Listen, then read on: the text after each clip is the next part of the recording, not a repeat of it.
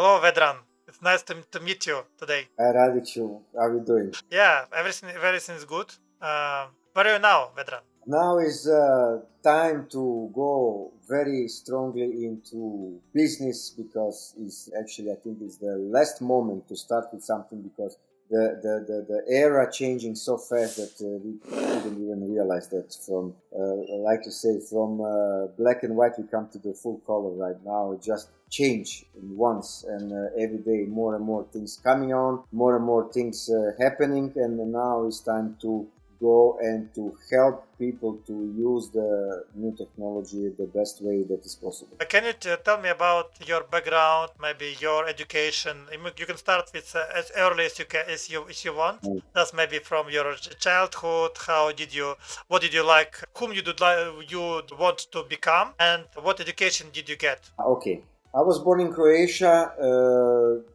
And all my life I was very communicative, very people person. I like company, I like to have fun, I like to talk, and I see that my way is going to be in some profession that need to be with a lot of people around me and a lot of communication. So when I was going to the 8th class, actually I was passing by one hotel always, and they called me, hey, come, you help us to wash a little bit of glasses, we're gonna give you some money for that. So I started washing the glasses and I get a lot of money for that time. I have, for example, for this money, what I get in 1 hour of washing glasses, I can buy sandwiches for 1 week. So I was like, wow, this is a good job, you know. And I was always around to the people, and a lot of people was there. And this is how I make decision that I wanted to go to service school. I find this very interesting because you meet a lot of people, you learn a lot from these people, and you learn a lot of other cultures. So I was very always curious person. I never could be in one place for the long time, and my brain was always giving the question. I always wanted to know more. So this take me to hospitality school. After my secondary school, I went to the catering school, and I finished the catering school very easy. It was very great for me. It was very difficult actually because we have program like for gymnasium, because they think that if you wanted to be good waiter, you need to have a very strong basic knowledge, and you also need to know the geography. You need to know a lot of let's say mathematics, history. You need to have very rich basic knowledge to be able to reach everybody and to have some good quality conversation, because bonding is the most important in hospitality. So you need to have some base and knowledge for that. And then when I finish the school, I take a journey to military, what everybody needs to take. I finished my military, unfortunately not in the best period, but somehow we survive all these things. You know very well what I'm talking about. Unfortunately, you are in the same situation. And like every post-communist country, you think that things that change, but they are the same, but just a different naming, and I realized that if I stay there, that I will be just a waiter all my life, and I will never go on the steps up, because like everywhere, you need your, let's say, political passport, and then you can do whatever you want. So I make decision in my head, okay, then you go somewhere around the world, you're gonna take knowledge somewhere else, because here I come to the full potential, and I needed something more. So I have some friends that say, oh, the ship is great, it's very good, it's a lot of work, but you see the places, blah blah blah. And then again, this head here, okay, many places and a lot of other people. And then that was my decision to go to interview for a job on a ship. My first company was the Costa Crociere. I was there for 1 year, and then I moved to Celebrity Line Cruises. After Celebrity Line Cruises, I moved to Oceania Line Cruises, and altogether I stay almost 20 years on ships.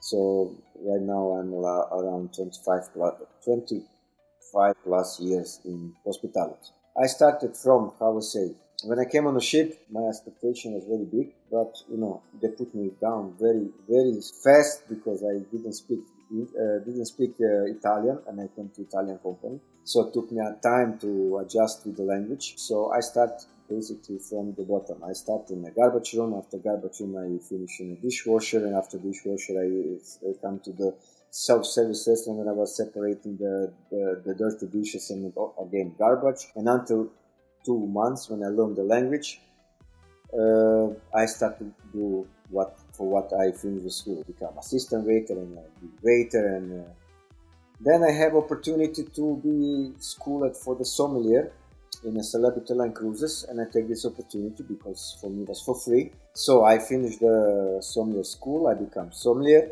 I was working like a sommelier for the many years until I become cellar master, and after cellar master I become Maître and chef of the restaurants. This is what was my dream, to go step by step to come on top. When I came to position of the restaurant manager or Maître D, I didn't have no ambitions to be F&B or general manager, because then you losing touch with the guest. You are mostly in office, mostly with the managers, meetings, and I lose this wish to go too high, because higher you go, less with the guest you staying, less with the people that work with you, and you are more occupied with other things. You need to always look only the revenue and the quality of the service, and then you're taking too much time to planning the things, but not there where you're supposed to be, what I wanted to be with the people and with the employees. So the best part of my life was when I became Maître D, and I was in charge of the quality of the service, taking care of the complaints, organizing the job, organizing the people who want to work well. That was the best part of the job, and I think this is the top of hospitality you can have it. Yeah, thank you for sharing. And do you understand, right? Sommelier is the man who deals with wine. Yeah, we say that this is a person. Actually, it's not only wine. This is what people taking wrong. Sommelier is the person who have mostly knowledge about wine, but also sommelier need to have knowledge about cigars and spirits, alcohol, and water also. So everything what is connected with the beverages and cigar service. You need to know the cheeses. You need to know the cheese because you need to recommend the wine for the cheese. So it's a very, very complicated, very complicated position. But if you do this with the love, it's very great. I actually grew up in an area with the vineyard, so for me wine was nothing strange. I know exactly how great become the wine. I have some knowledge before, so it was much easier for me to learn the things. But also this extra stuff like cigar service, cognacs, whiskeys, waters, cheese, took some time to learn all these things. But it was really great pleasure. Okay. So with my perception, the sommelier is some very funny man who is making this very serious face, drinks wine a lot, and so it looks like very difficult profession to stay calm, to stay sober, and with so much traveling on the cruise ships, right? I think that you visited how many countries? I passed around the world 3 times. So every continent who can take the ship, I was there. Even in the middle of the Bordeaux, because I was working in a smaller company, the smaller ships, we came with ship inside of the river and go to the center of the Bordeaux. I've been in the Amazon also, in a river, and I've been out. Every continent taking the ships, I was there. Even Alaska, even Antarctica, even all this cold and warm place, any place you can imagine. And was greatest experience to see all these other cultures and habits and people. How many languages do you speak? Fluently, I speak Portuguese, I speak English, Croatian, I speak Italian. But of course, now I mix Italian and Portuguese because mostly I speak Portuguese, and I can speak Spanish also. Yeah, and possibly also there is a family of languages around Croatia that are similar, right? You understand all of them. I can understand a little bit of Ukrainian. Actually, no Ukrainian, Russian. I can understand a little bit of. I can understand Macedonian, Serbian, Bosnian, Montenegro. So it's sometimes too many languages. And my understanding, when I was in Croatia 3 times, like this year I'm going to Albania, so it's like quite near. Yeah. So I think that for my perception, the Croatians they do like to sport. They're strong, they're high people, like play basketball a lot. Because when I went to Croatia, I could not play with them, but they were too strong for me. Because even though I like to play basketball, but not with them, because they look like they make it professionally. They have all the sporting attitude. And what country do you feel most comfortable living in? Is it Germany or Portugal or Croatia or something else? Okay, it depends how you on which point of view you have. If you're looking, let's say, point of view of the quality of the life or economy or something, Germany here is very good because what I do right now, I work in Daimler right now, and I'm still working there. I have my own business and I work in Daimler because I have time. The salary is very good. I don't work too much, and still, let's say, is good. In Europe now, getting hard time, yes, everywhere, even in Germany, but it's still much better than Croatia or I don't know other part of Europe. Okay, if you're looking about point of view of the beauty of the quality of the life. Quality of the life, I think Croatia is the best place to live because we really love food, we really love nature, we really love fishing, we really love sport, we really love to have siesta. You know, we are people who really enjoy in everything. Okay, and when we're talking about quality of the life, I think that Croatia is a great place because it's not everywhere you can find that everybody have his own house. We're living in our houses, we don't rent in the houses. Like in Germany, you renting everything. You know, so it's quality of the life. But when you're talking about also to have fun, to have some great time, yes, Croatia is great, but then Sao Paulo, Brazil, where you can find a restaurant for any part of the world you can imagine, you're gonna find a restaurant in Sao Paulo. You're gonna find the great beaches in for example, Ilha Bela, what is the part of the Sao Paulo. Then you have parties, very nice parties. You have carnival. This is the funny place, okay? So my wife is Brazilian, and I come to Brazil always. Our winter time, there is the summertime. In the Christmas and New Year is the great part, and also in March when is the carnival. It's a great part to be in Brazil. And then I'm in Germany during the summertime, most of the time in Croatia, then is the winter time in Brazil. So I have fun and I have quality of the life and I have economy here in Germany. So I put all three aspects in one to get the best of everything. I think that you are a very balanced person and you enjoy different parts of life. Recently read the book of Robin Sharma, The 7 Type of Wealth, and the money is only one type of wealth, but all the other are different. What you quote now, and this is all what attracts me to Croatia. I went to Bulgaria 15 times, and I went to Croatia 3 times, and to Montenegro 1 time. And I like Croatia a lot. I like the mountains, like the pineapples on the beach and all this clear water and the Makarska Riviera. I went to Makarska all the time, and to Gornji Tučepi near Makarska. We lived there on the hill last time, the 800 meters over the sea level. And we went to Krka waterfalls, to these fantastic lakes. Which lakes? Plitvicki. I think I went to Niagara and Plitvicki Lake, and I think that Plitvicki Lake, the waterfalls beat Niagara 3-1, because it's much more beautiful. It has a lot of space, and people are natural. And when I go to the supermarket at 9 a.m. usually, maybe not now, but before that, I went in the evening, everything is closed. So people have more slow life with siesta, with olive oil, with this fantastic food, the seafood, and the restaurants on the palms, and this Hvar and Brač islands. I went every time I go to Hvar and Brač, and I enjoy this beach. How is it called? Beach. This beach has like Dugi Rat on Brač. Yes. Zlatni Rat. It says Zlatni Rat. Zlatni Rat. Yeah, I remember this also. There are a lot of, and I think that Croatia has a wealth of islands. So I didn't see so many beautiful islands. But I went by car. Do you know how many islands Croatia have? Actually, you believe or not, 1,200. Yeah, I saw that, but I wanted to quote the 1,000. Yeah.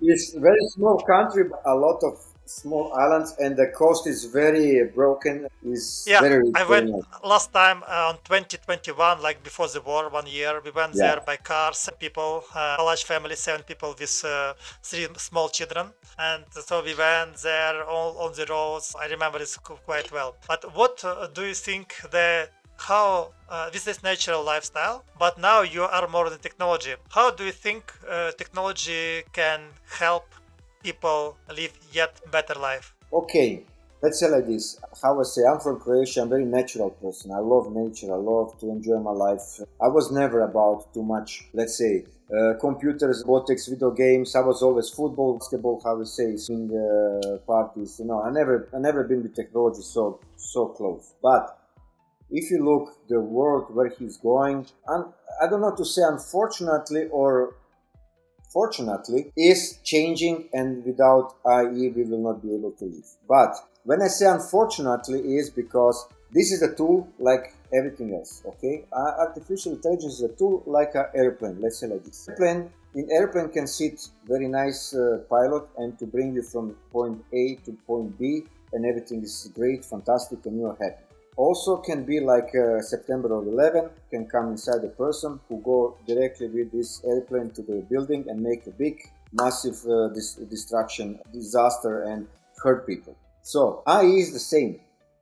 It's not that IE we need to be afraid of. This is what I was thinking also before. I was afraid of IE. They're gonna take over. But then I think, Vedran, don't be stupid. IE is made from the people. We create IE, and the one who putting the prompts is actually the one who make this tool or very good or very bad. So it's not up to the IE, it's up to us. How we gonna take care of this? How we gonna take responsibility and use IE? And then when I realized these things, then I was thinking, okay, how I can use IE to help in my profession, because I see so much suffering because of, let's say like this, lack of quality personnel, lack of trainings, lack of service standards, lack of time, a lot of things that asking to be done and not enough time to do it. And then in restaurant I suffer a lot, like a Maître did sometimes, because I couldn't help, because I didn't have no technology to help my waiters or sommeliers to do better. I needed to help them in a way that I was running with them. I cleaned the table, I talked with the guests, I bonded with them, and with the communication, I put all these things on a way and I make people somehow happy. But this is not how we're supposed to do. We're supposed to be more concentrated on the people, bonding with them, to provide them to feel to be cared, not cared, that we care about them. And my motto in my company, what is the IE in seat, is I say like this: is not what I do for you, it's about how I make you feel. You will don't remember the tablecloths, the plate, the silverware. You will not remember even my name, but you will remember how I make you feel. And this is my motto. And this is how I'm gonna use artificial intelligence. I don't use artificial intelligence to make softwares. No, I use artificial intelligence to replace, I like to call them boring and stupid, repetitive tasks that doesn't need human attention. This can be artificial intelligence. This is the reason why we have tools to take care of these things. To amplify power of the people to give themselves without any stress, without thinking if I have time or not. Do I need to answer the phone, or do I need to take the glasses from the dishwasher, or I need to do something else? You know what I mean? So you are completely and fully giving yourself to the guest. You're bonding with them. Like this, less stress. You feel better about yourself. You feel more professional. You can do more for the people, and you feel much better. When you feel very great and much better, then your guest can feel that. And this guest wanted to bond with you, and then this guest feel seen, helped, and provide what they need. And this is why I wanted to use artificial intelligence. This is something that I need to give back to my profession, because I see so much suffering, and I wanted to do something not to replace people, to amplify them, to make them feel happier, to make them feel proud to be what they are in a restaurant, and to give this feelings to the guest. Right away with this you get better comments, more repetitive guests, loyal guests, and you get much better revenue. What everybody looking on the end of the day, everybody look sum summarum, how we say it. So this is the reason why I came into the artificial intelligence. Point is that hospitality is very traditional and very afraid of AI. And I wanted to be the one let's say like a promoter of artificial intelligence in the most natural way for the hospitality is possible, to make them work better, to have better ratings, to have better reviews, to have better revenue and more happier guests. Point is the guest, how we make them feel, not what we do for them. And on the end, they will not see the AI. They will not be aware of that. Still, we keep it human communication, human touch, and human emotion, what is the most important, because this hospitality will never be replaced by AI. It's not possible. It's not possible. Yeah, so you, what you told me, actually, that was also my phrase that I quote like 2 times per week. That the people don't remember what you talked about, what was the speech, how you talked about what you talked to them, but they will remember the feeling that you translate. The empathy, the tone of voice, that you try to be as pleasant as possible and Exactly. don't concentrate on your feeling. And there is a very subtle difference between people talking each other like ping pong and talking when there is a common understanding, common emotion of like mode, that people talk with each other and they don't listen. They only wait for oneself to speak. They don't listen to the other person. So if you make the de facto default principle that you try to listen 80%, you try to listen and to make as much empathy as possible and to feel the feelings, the emotions of another person, to try to understand what he wants, what he really wants, even if he doesn't speak about that. It's especially important with child, and it's also especially important with a guest who wants to get only the most. Maybe he collected money for this trip for the whole year, then comes and then he receives not perfect treatment, and it spoils his vacation, it spoils his budget for this whole trip. So I think, what do you think? How do you treat people in the service? Do you understand that the person is not virtual enough, doesn't have enough qualities for service, or do you think that there is something that can be changed in a person? So what about the training and the attitude to new people in the industry, and how do you accept this? How do you perceive this? Honestly, what I think is, doesn't matter, even you are not 100% professional, even you are not perfect in a service, but if you are honest, if you have honest communication and you honestly tell them, okay, gonna take me some time because we are busy with this and that, and you explain in advance to the guest that you are in a rush, that you are not, even you say, Alexander, if I tell you, very good evening, Alexander, it's my first day today and I will do my best to give you the best service I can. If I make any mistake, please let me know. I would like to correct right away and I will do my best to do for you whatever you need.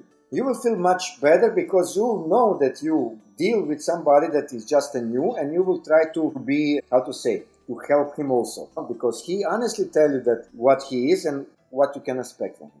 So when you say communication, exactly because of this repetitive, stupid and boring things that we need to do, taking the reservation, writing the things, go to check in the computer, so many other things that is not humans, taking your time, then wrong order, many things make stress. When you are stressed, you have no time to talk to the guest. You don't even listen to them. You just, you say something, you go. And guest doesn't feel seen. He understands and he can feel that you are stressed, that you're running, and even he can see that you have no clue what to do.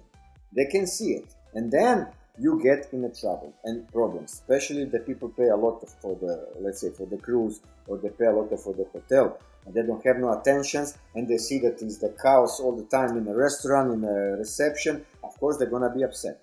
This is natural, and it's not because of the money, because they need attention. I come there and nobody cares. Nobody have time for me. It's not that these people don't want to take care of them. They have no time. They're running and the labor hours, and they are tired, and they don't feel good. They are not satisfied, and of course, you cannot provide the great service then. This is natural. We are just like humans. Also, regarding the communication, I have on a ship let's say different hierarchy on the ship, okay? And we're talking about guests. I have middle class, over middle class, I have middle class, stronger middle class, I have very rich people, I have extremely rich people. We are just all humans. We just want to communicate. If you have right communication, doesn't matter where you're coming from, what is your social position socially, doesn't matter.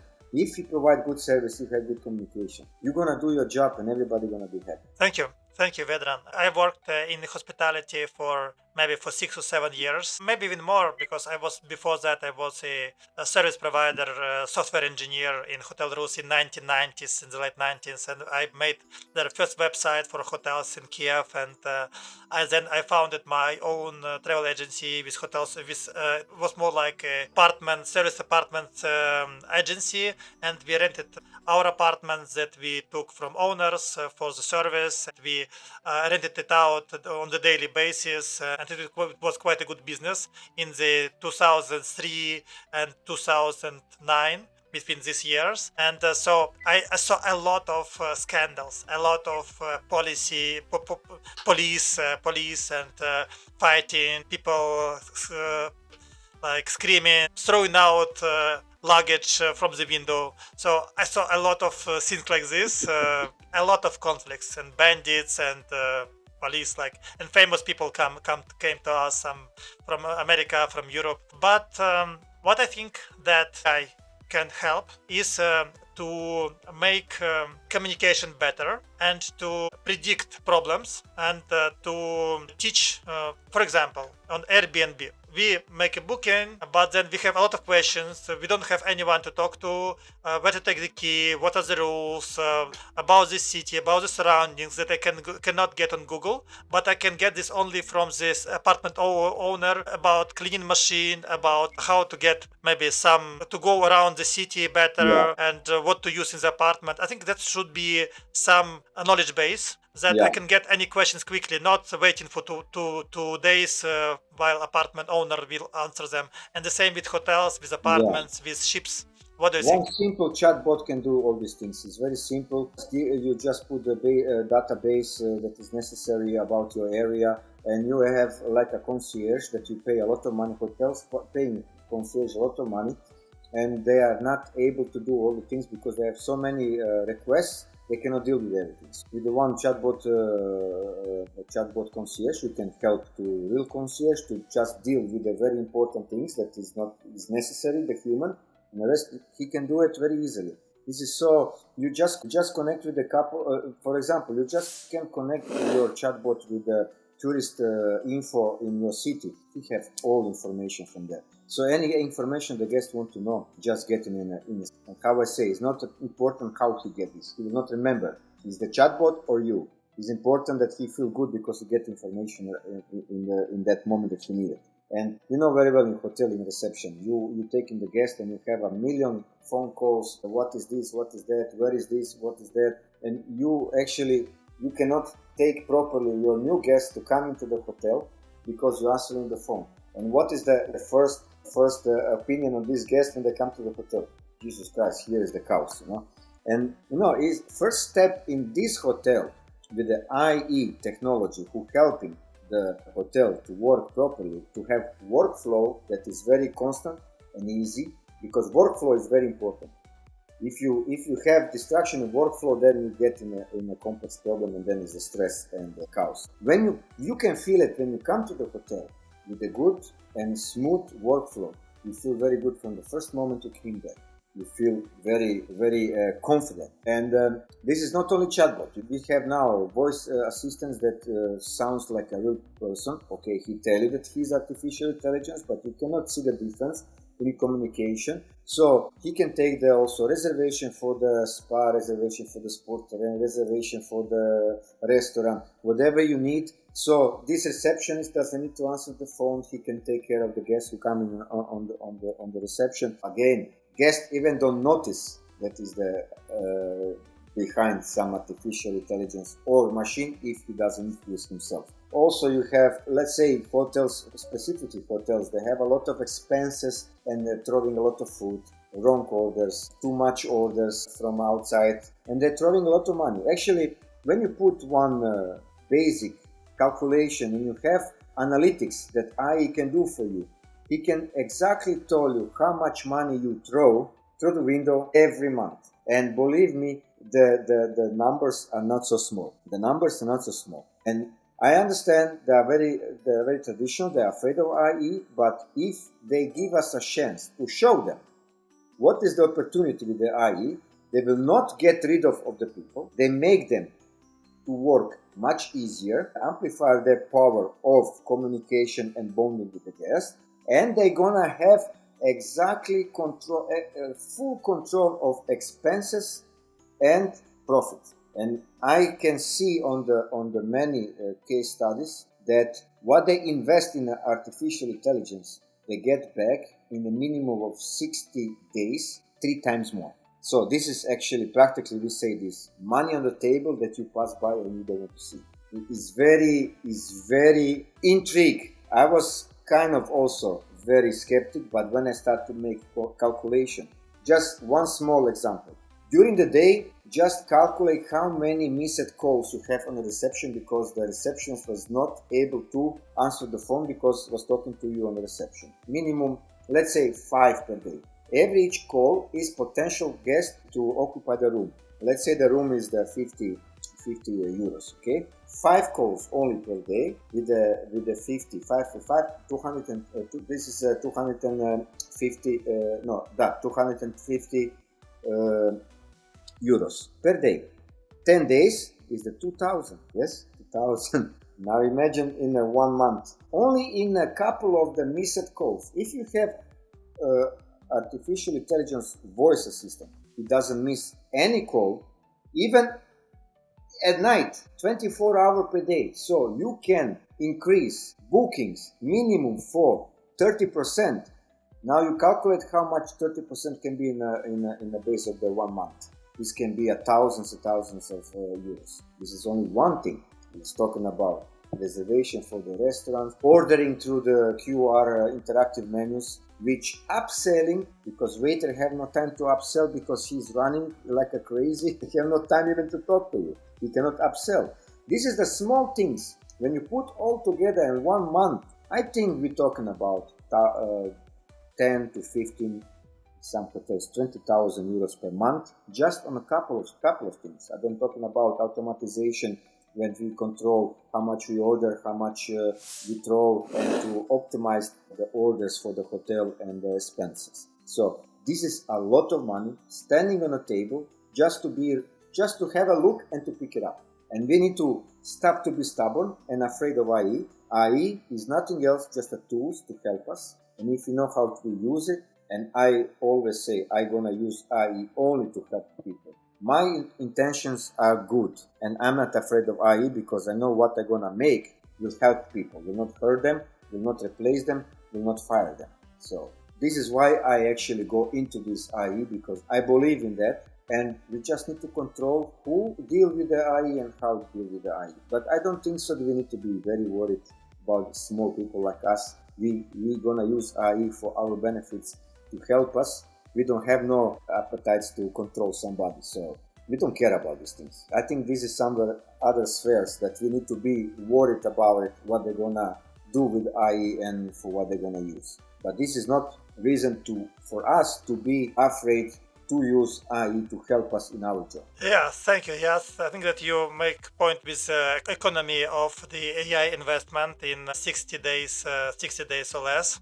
So that's a very intriguing and enticing and appealing notice. Yeah. So I think that maybe let us round up our meeting. What is your wish? What would you like to tell whoever views our podcast? What do you recommend them to use? How they start using the technology, or just general wishes that you give to them? Okay, my suggestion is like this. You don't need to buy everything. You don't need to have everything. Every each hotel, every each restaurant, every each hospitality have different pain points. Not everybody have the same pain points. Important is to have the person who you're gonna approach, who's gonna go through your data, through your business, and to find the pain points and just ask you what you want to correct, not what I suggest to. I can suggest you everything, but it's not up to me. It's up to the hotel, up to the restaurant, up to the wellness, up to the B&B, what he wants. And this is what my company, i.e.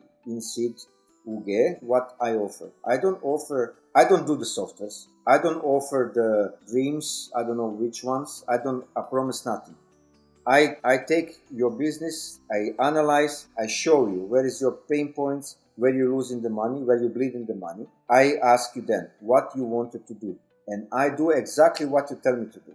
Nothing else, nothing more, nothing less. If you ask me for a suggestion, yes, I will give suggestion with the pleasure. But I will not go over and upselling that is not necessary, because my point is not to make profit on this. I told you, I wanted to be somebody who is known that helped hospitality, and I wanted to be known that, look, this guy really helped us and this work, and he make hospitality still human, he make hospitality better, and we enjoy much in our job because he helps us. This is what I want. Yes, financial part is also very important for everybody. Everybody has family to take care of the family and want to have a good life. But this is not the point I wanted to have.